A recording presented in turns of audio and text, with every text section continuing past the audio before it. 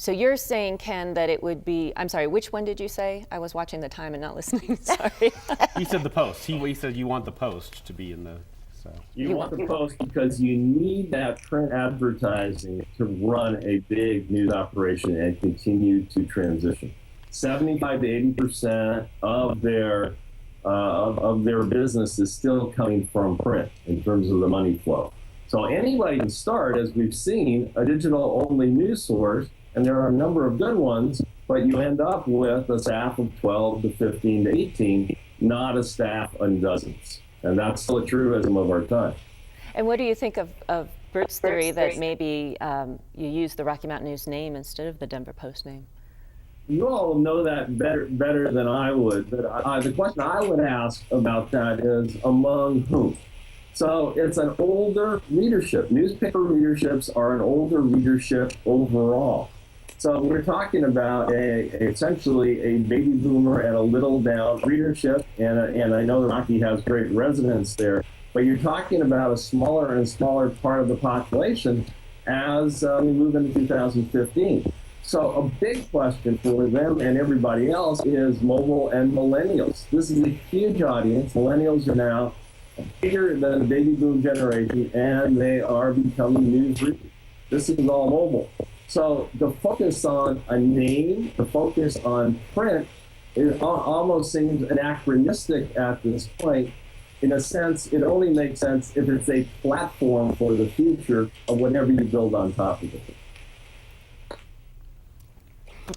No, that makes a lot of sense. The only thing I was thinking was that the Rocky, I mean, if Anschutz buys, say, the Post, the general public may still be looking at the Post name, not that it's a bad, not a very good newspaper, but as sort of a symptom of the decline of newspapers. So what if you sort of shook up the market and gave it the Rocky name instead of the Post name, and maybe got some enthusiasm either online or in print? And the Rocky, even when we closed, the Rocky was selling more copies a day than the Denver Post when you stripped out all the fake circulation and got to the core of, you know, the copies that people were paying real money for. The Rocky was still selling 14 to 15,000 copies a day more than the Denver Post. The Rocky was also perceived as the more conservative newspaper politically, as opposed to the Denver Post being a liberal one, which would seem to appeal to Mr. Anschutz, particularly given the prototype and the editorial in there that said that it was going to stand up for the freedoms that made America great. So, you know, I don't know that that's the right move, but I can see it being discussed. What might he be negotiating about or for?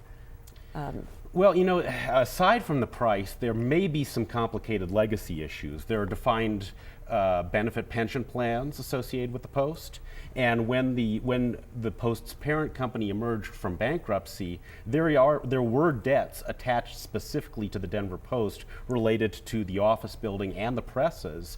And the lenders to the Denver Post actually owned a portion of the Denver Post. It wasn't wholly owned by the parent company that owns all these other newspapers. So there may be other stakeholders in the discussions related to the Denver Post sale. But that was 5 years ago. That could not be, it also could not be true anymore.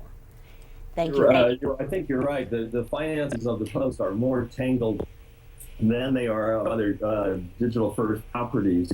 And also, I don't know the real estate situation. I don't know if there's any remaining real estate associated with the Post, but that's been an issue in other places. Yeah, that is unfortunately not an attractive part of the transaction, because unlike a lot of older metro dailies who had wonderful downtown real estate that was wholly owned, the Denver Post does not own its building in downtown Denver, and instead leases the space, so it's more of an obligation than an asset. Thank you all so much. This is so interesting, and of course, we will follow up.